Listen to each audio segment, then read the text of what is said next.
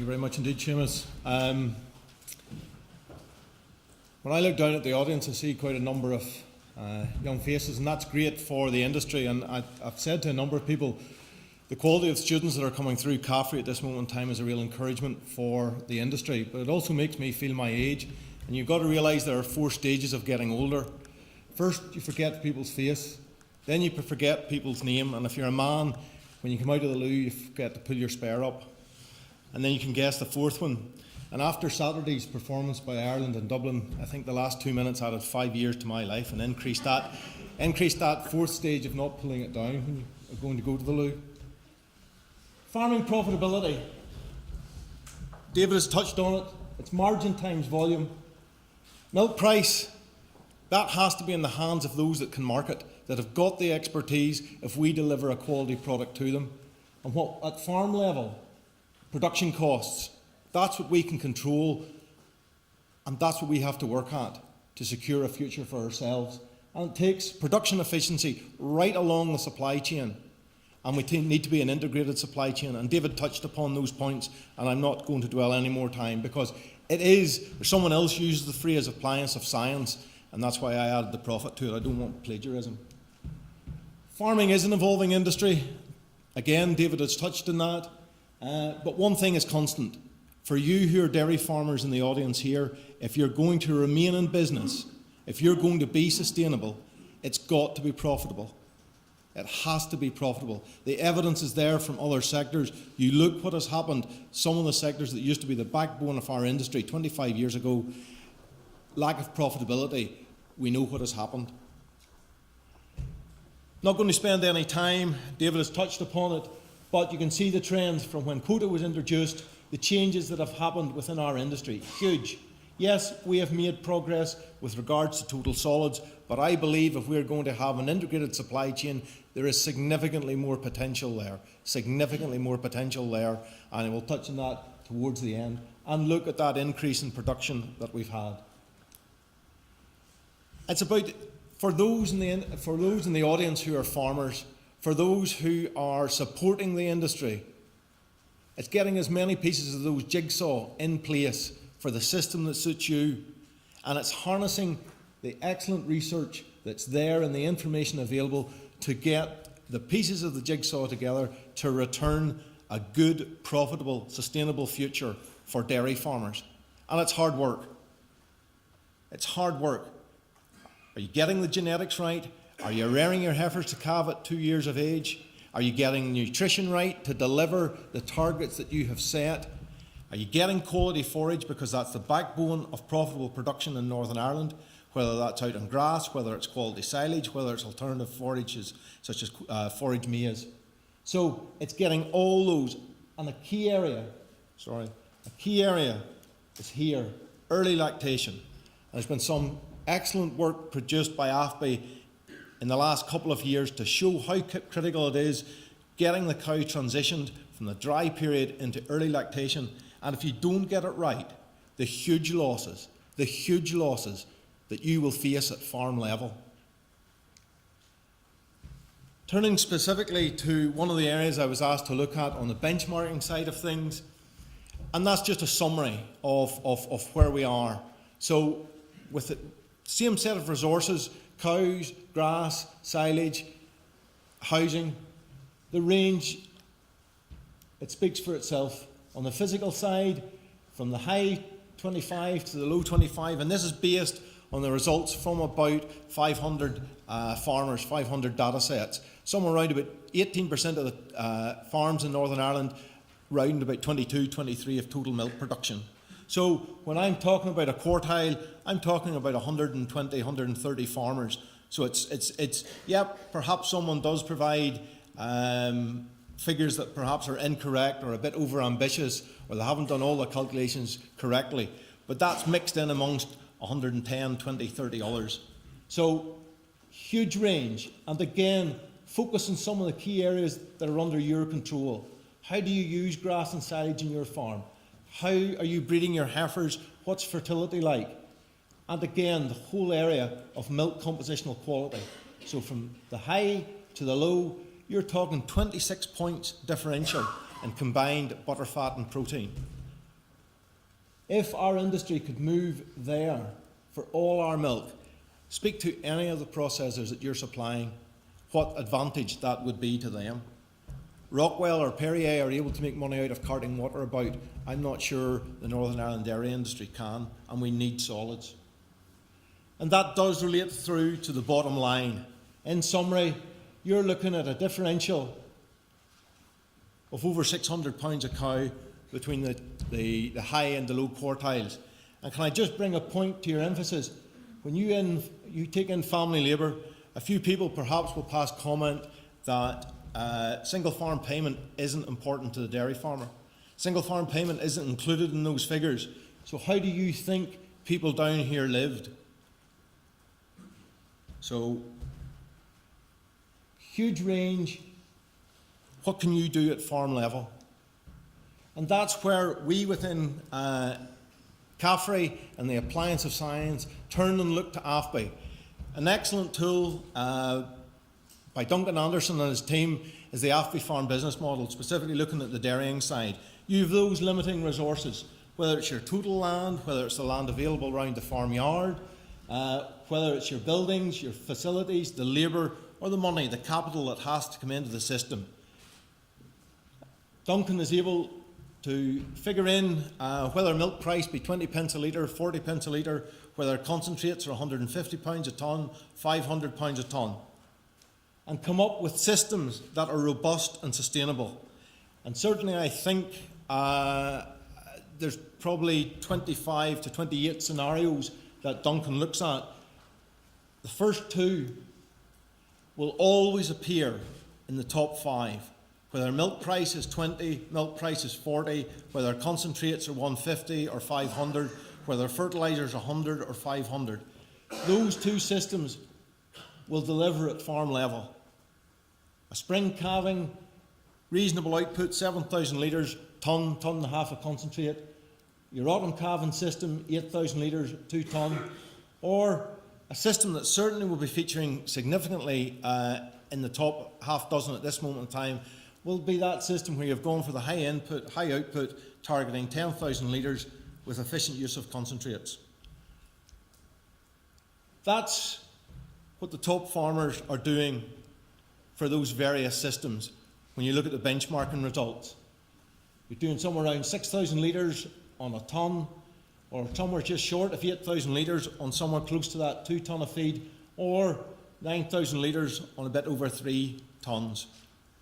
And the comment that I would make, regardless of what the future is going to throw at us with regard to that price volatility, if you're a good farmer, you know your system, you're doing your system well, you'll ride out the storm. It'll be your decision if you leave the industry. It won't be someone else forcing your hand. Those systems are robust across a wide range of milk prices because you are technically efficient, because you are good at your job at farm level, because you're applying science and delivering the goods for you at farm level. But that's not so for the average man, and that is the challenge. It's a challenge for my team of advisors and technologists. It's a challenge for everybody working in the industry. We have got to shift the standard deviation curve to the right and make it more compact. We have got to improve everybody. Good farmers make progress each year. The evidence is clearly there. But we look at those 3 systems again. So the lower input system, we're targeting, as I said, the good men are doing 6,000 litres on about a tonne of feed.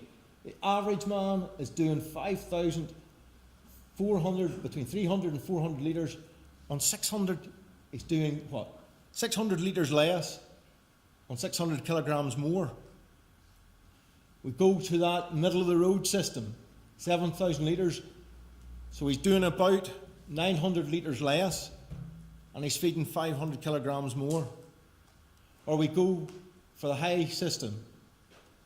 Compared to the other man, he's doing, 500 litres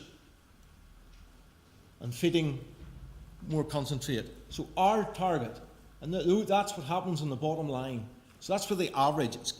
really good to do something where you're always focusing on what's the best people doing. It shows the real progress that's been made. But that is the challenge.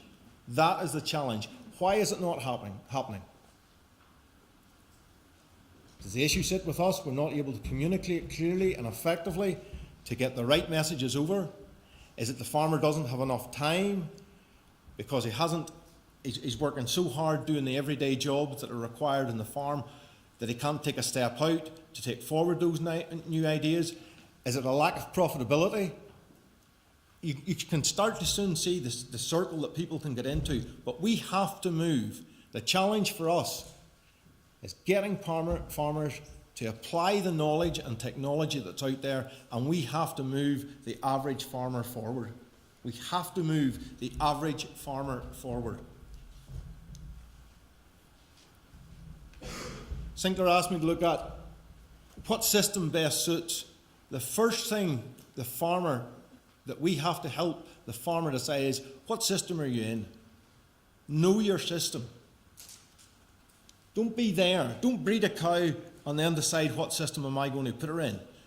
What do you want from your farm, from those resources that are limiting, that Duncan has looked at in his model? What are the limiting resources and what system best suits you to utilise those resources on your farm? Are we going for crossbreeding? And I've no doubt Conrad will touch on that afterwards. Crossbreeding, what is that to offer the farmer? If you're grass-based, able to utilise forage, and particularly grass, particularly on a day like today? Or are we going for a confinement system? Are we going for alternative forages? Are we doing that efficiently, cost effectively? Or are we going for that middle of the road system? And if we're going for that 8,000 litres on a tonne and a half, 2 tonnes of concentrate, quality silage is key. Have we people geared up? There was an opportunity last autumn with the summer for reseeding. Look at the benefits that quality grass can bring to making quality silage and the response that you will get at farm level. And then breed a cow for your system. Is it crossbreeding? Is it elite genetics that will really take those yields forward, that will respond to a high input, high output system? Those are decisions, real management decisions that the farmer can take on a day and daily basis. Breeding season, probably in full swing. What genetics are you using to breed that heifer of the future to meet your targets? Because those are the benefits. Those are the benefits that will come from you getting your system right. I'm not talking profit. All I'm saying is there's over £50,000 either generated or retained within the farm business for the farmer or the farm family to use. From the same set of resources, 100 cows, same milk price, same replacement rate,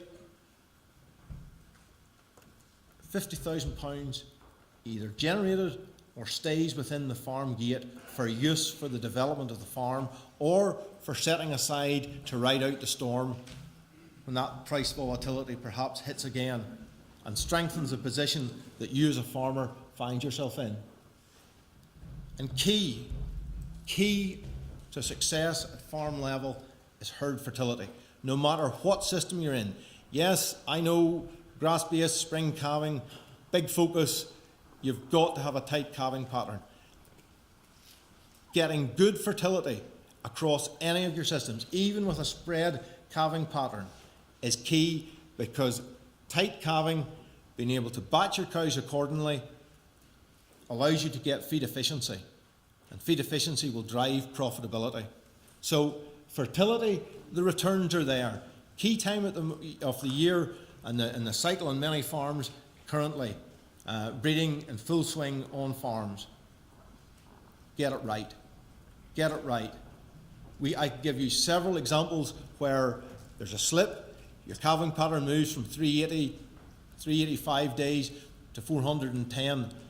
The impact that will have on your milk sales and your bottom line, conservatively, over £100 a cow. So the ideal system is resource dependent, and you know at farm level what is limiting. What is limiting? And you've interests. What do you want from your farm? Because it is your farm at the end of the day. So what are your farmer interests? You've got all that land accessibility that we've touched on, that herds have really expanded. David showed you, I have shown you, the grazing platform on many farms is probably limiting. That's why there's significantly more interest in either total or partial confinement. But if you do those systems, you've got to have quality forage for them. We work within a legislative environment. The last 10, apart from today, the previous 10 days were very useful because there certainly was one major topic of conversation. Market demands, David has touched on that, we must do, and we have to be sustainable in every sense of the word. The system that you choose must be sustainable for you, because there's only 24 hours in a day and there's only 7 days in a week. And when you're dealing with someone who milking 250 cows goes into a milking parlour at 5 o'clock in the evening and doesn't come out to 10 o'clock at night, there's something not sustainable with that system. To milk 250 cows through a 6-point parlour, get real. Sometimes a picture says 1,000 words. That's what our industry needs. We're small. We don't need to be going head to head with each other. We have to be working. We have to be cooperating to make progress. The forward look, there is optimism in the dairy sector, and certainly I know with my staff we are dealing with a significant number of farmers, particularly on the suckler side of things, who are struggling to see where the future is in that sector, who are looking at conversion. 3 years ago we were probably dealing with 100, 120 who were seriously thinking about doing it. At the end of the day, there's only a handful move forward because the way milk price changed in 2012. But at this moment in time, there are a number of people who are very serious about that conversion. So we will probably have expansion from new entrants, but we will have continued expansion within our existing producers. And that will, a lot of it will be to do with confidence. What are the market signals? I've never, certainly in my career, and as I said at the start, I'm beginning to, the grey hair and all is beginning to appear.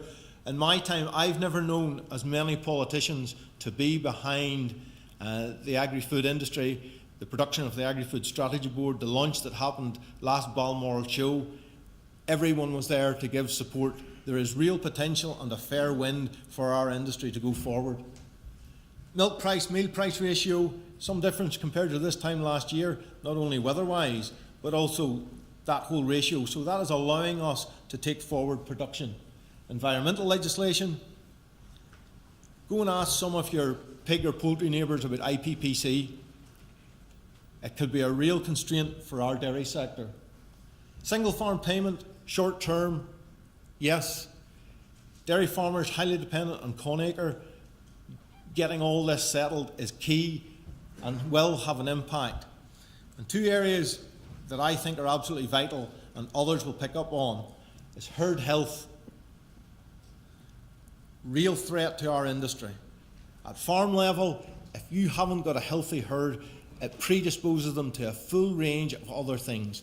You look at the cocktail of vaccines that are now used in many farms. Would that give the consumer confidence? We have got to have an inherently healthy herd. It will allow a response. It will allow you to farm profitably with a robust herd that's able to ride out a storm. And genomics, we haven't tapped in on the potential that is there under genetics. Huge potential for us as an industry to go forward. So for farmers, keep it simple. Quality forage, target 11.5, 12 ME silage, regardless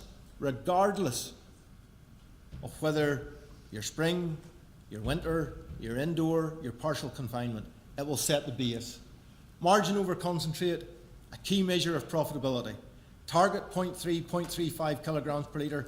Get worried if it goes over 0.4. You'll not be earning money. Herd fertility, I can't overemphasise the importance and the driver that will be for profitability. Herd genetics, look at the progress that has been made in some of the other sectors, particularly poultry. herd genetics and genomics. Let's get serious as an industry, harness the resources that are out there for us to make real progress on that respect. It has huge potential, from disease resistance right across the board to producing milk of higher components to meet what the processor needs. And key is getting good information for you to make decisions at farm level.